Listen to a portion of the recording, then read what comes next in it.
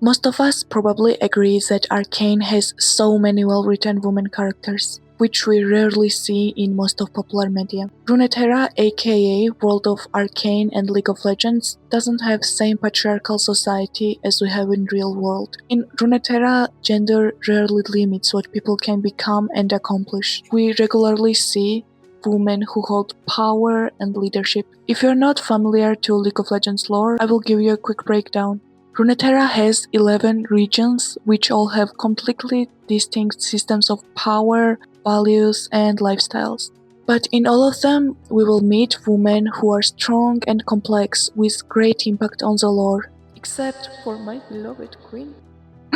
But what is it that Arcane did better than League of Legends while building a story? As we know, League of Legends was created in 2009 and it was targeted at male audience, as most video games were at that time. That is why it has so many sexualized female champions with same-face syndrome. Even though both of them are from the same world, Arcane still is considered to be non-canon to the lore.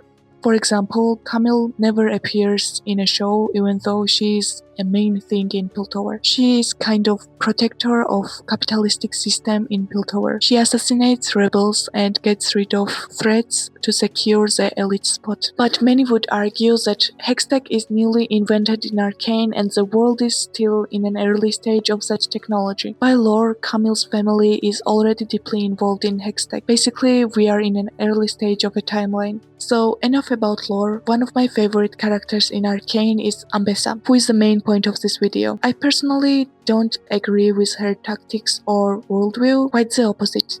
AMBESSA operates with that militaristic authoritarian mindset. She believes that survival depends only on strength and leadership must remain unquestioned. She believes in power, hierarchy, and enforced order. She kind of reminds me so much of Kuvira from Legend of Korra. Yeah, so she is kind of fascist if you ask me. She also encouraged Caitlyn to become authoritarian leader of Piltover and conquer Zone, treated Mel really harshly as a parent. She also is probably a war criminal since she is high-ranking Noxian soldier and powerful people of Noxus are not usually known for their strong morals. So why do I like her even though I despise everything she does? Well, for the same reason people love stereotypical powerful male characters with so much blood on their hands, and despite their wrongdoings, fans still forgive and idolize them.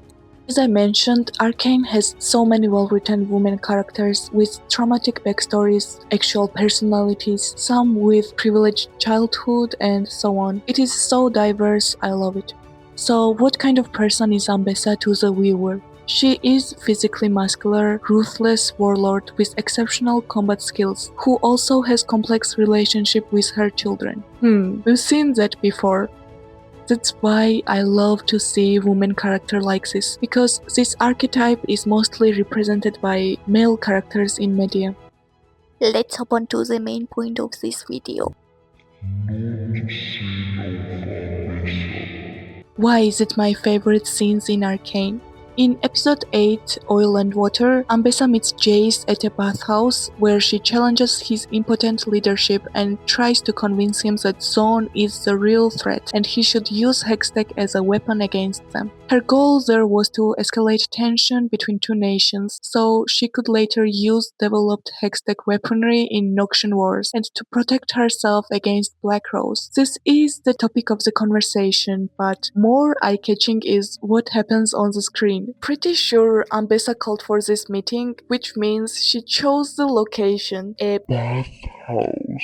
Imagine your girlfriend's mother, who also is feared warlord across nations, is in front of you, naked, drinking wine. Is it wine? I'm guessing this is wine. While her little twink is massaging her shoulders and she insults your leadership and starts convincing you to continue developing ultimate weapon. All of this while being naked.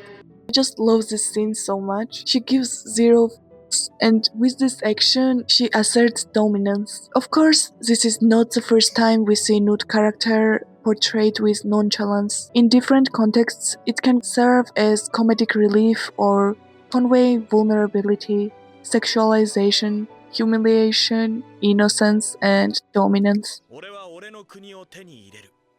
お前は俺のために戦え。 Sadly, women in media rarely ever get these kinds of scenes where they're nude but not sexualized. This type of moments are usually portrayed by male characters.